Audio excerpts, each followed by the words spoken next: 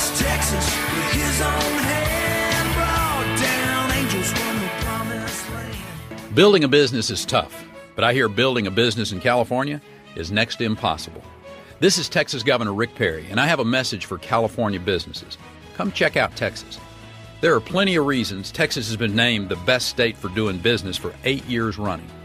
Visit TexasWideOpenForBusiness.com and see why our low taxes, sensible regulations, and fair legal system are just the thing to get your business moving to Texas.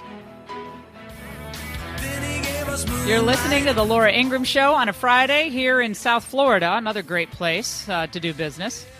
Low-tax state. A lot of people leaving California for, parts east, and for Texas, parts west. And Governor Perry did an ad buy about 6 markets in California, and he is driving all the right people crazy because he says, we're friendly to business here, and we want your business. And it turns out that 254 businesses across a variety of industries moved all or some of their jobs out of state last year, many moving to states such as Texas. California Manufacturing Technology Association found in a recent study that 82% of companies surveyed did not consider California when expanding or opening a new facility. So, like a smart man that he is, Governor Perry decides, look, there's an opening and I'm going to take it. And Governor Rick Perry, great state of Texas, joins us now. Hey, Gov, how are you? Laura, it's a mighty pretty day in Texas, so we're enjoying the weather and enjoying the climate and the business climate as well. Governor, this is what Jerry Brown said in response, the governor of California, said in response to your mean and hard-hearted attempt to poach his businesses. It's not a serious story, guys. You take a little radio ad and all you guys run like lapdogs to report it. It's nowhere. It's not a burp. It's barely a fart. Thank you. Lovely. It's not a burp. It's barely a blank. What's your response, Governor?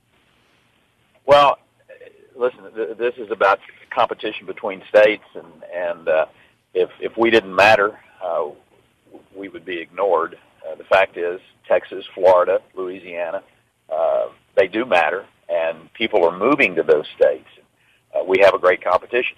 It's easy to disregard this and kind of poo-poo it, to blow it off, to go find 2 or 3 little factoids that you want to go beat up on a particular state. But, Laura, at the end of the day, when you really look at what's happening, the jobs that have been created in the state of Texas over the course of the last 5 years, or even the last year for that matter, it's hard to argue that people are voting with their feet. They're moving to those states that have low taxes, a fair and responsible regulatory climate, a legal system that doesn't allow for oversuing.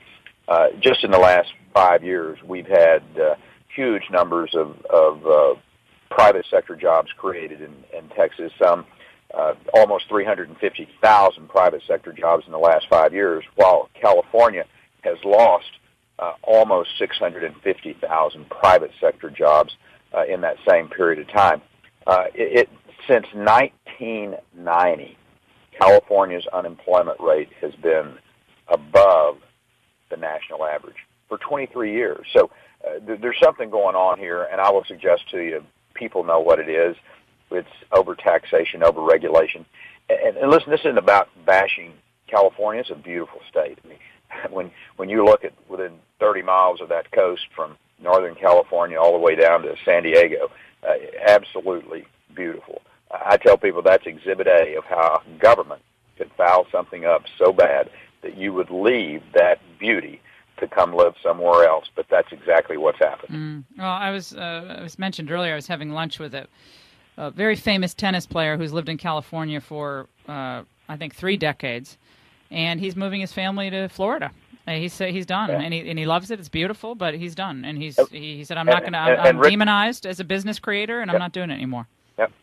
And Rick Scott has done a fabulous job in Florida of helping create a business climate. I mean, Rick and I talk often that we compete against each other. This isn't just about Texas versus California. It's Texas versus Louisiana. Yeah, you're against Jindal and Scott, and you all are fighting it out, and that's what's great about it. I love it. Lieutenant Governor Gavin Newsom heard you were in town and you were trying to get businesses from California, and this is what he said, Governor Perry. He said, "I'm sick and tired of Governor Perry coming to California all the time. California has cleaned Texas's clock in terms of job creation."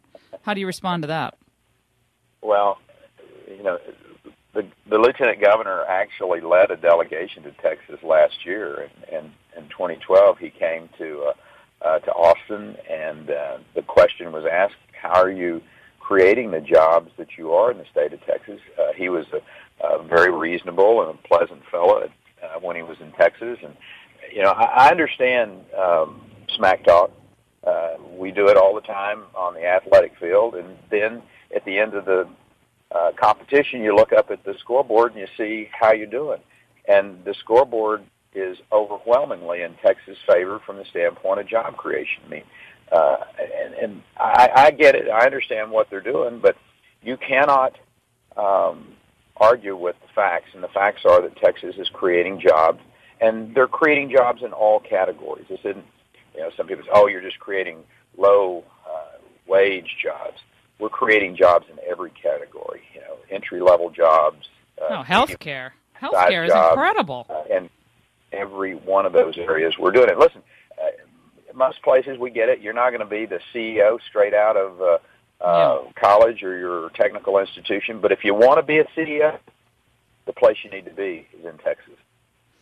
Governor Perry, when you look at the demographics of Texas and the rest of the country, the Democrats feel like they have the wind at their backs, and their goal, and this was a stated goal of the DNC, is to take the last crown jewel in the Electoral College of the Republicans away, and they're talking about Texas. What does Texas have to do to keep from becoming another blue state? Well, and that is an admirable goal for the Democrat Party to come and compete in the state of Texas. And listen, we're not afraid of competition, as we prove on a regular basis. And one of the, as a state that is a very dynamic and growing Hispanic state, making sure that those young Hispanics that are in middle school, going on into high school and then to college, have a great respect for the economic principles that have made this state great, and so that they're able to keep more of what they work for when they get out of college, when they go into the workforce. We want them to understand that it's Republican principles of lower taxes and fair and responsible regulatory climate that's predictable, a legal system that doesn't allow for oversuing. Those are Republican principles. And as those young Hispanics become adults and decide which political party they're going to be affiliated with, they're going to look, I think, at the economics, at the values that they were raised with, of faith and family, and they're going to be Republicans. So I think it's going to be very difficult for the current Democrat Party and the value system. Well, it's worked in California, though, right, Governor? I mean, there are a lot of Hispanics in California and in Northern Virginia and other states, and those are all Democrat states. They're voting Democrat. But I'll suggest to you Texas is doing it differently than those states. I think you're seeing our state reach out to the Hispanic population. As a matter of fact, in my State of the State address, we talked about creating the University of Texas system and making it eligible for permanent university funds for a college in South Texas. That's the type of actions. It's not just lip service here. It's truly actions. And appointing young, dynamic, up-and-coming Hispanics to high levels. They get elected to office in the state of Texas. George P. Bush is going to be running for a statewide office here very soon, according to his. Yeah, you got the mayor of San Antonio too, who's a big liberal, right? I mean, he's a nice guy, but he's a big liberal. Well, and that's where I think you'll see the Hispanic population making the decision about, are we going to be part of the Democrat structure that believes in taking away from one group and giving to another, and it's going to be a good test. Hey, Governor. I'm just comfortable we're going to do it right in Texas. We're talking to Governor Rick Perry. Governor Perry, I'm sure you've followed some of the internal conversation, to put it nicely, among Republicans about what to do next, moving forward, given what happened in this last election. Obviously, you ran for president. You ran that rough and tumble primary process. And Karl Rove started American Crossroads, raised hundreds of millions of dollars, spent about $130 million, had a 1% return on investment for the people who gave money, namely every place they took out ads, the candidates lost. Except for very few. And now they've started a new group called Conservative Victory Project, and many in the Tea Party and many other traditional conservatives believe that this is just one more attempt to point the finger at the Tea Party and traditional conservatives for the losses of moderate Republicans. What is your reaction to the reforming of the Karl Rove consultancy class?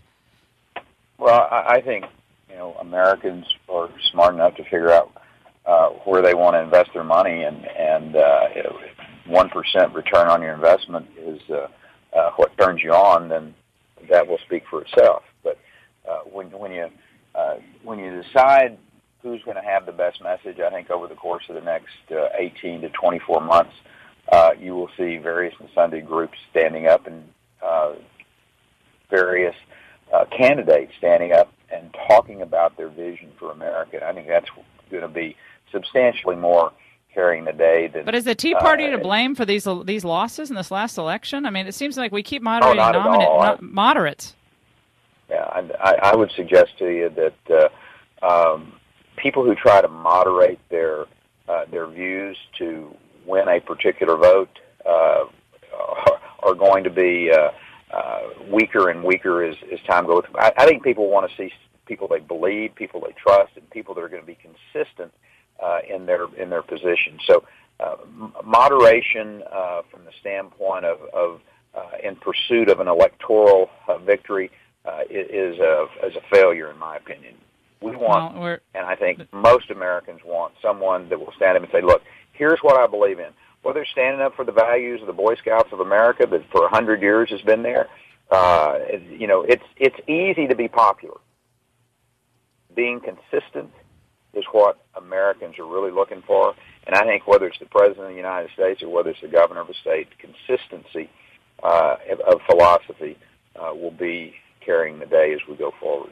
Well, and on the issue of chasing the hyphenated voters, I think there are a lot of people who've made millions and millions of dollars selling this message that conservatism needs to accommodate to demographics, and chasing the hyphenated voter means becoming more socially liberal on a variety of issues, and frankly stopping Tea Party candidates in the primary process.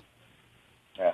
Well, I disagree with that. I believe that fiscal conservatism is going to be one of the most powerful messages that we have, but also standing up for the traditional values that this country was based on, and articulating them in a way, in a loving way from the standpoint of some of these social issues, but in a way that is not compromising in the values. Well, it is great to talk to you, Governor Rick Perry, the great state of Texas. I love California as well. I'm a member of the California Bar, but you all adopted me in Texas as an honorary citizen. So I got to say, if I'm starting up a business, it's going to be Florida or Texas, and you guys are just going to have to bid for my business. So I'm going to have to who gives me the best tax breaks. That's a pretty good place to start from. Governor Perry, thanks so much, and I'm glad you've annoyed all the right people in California.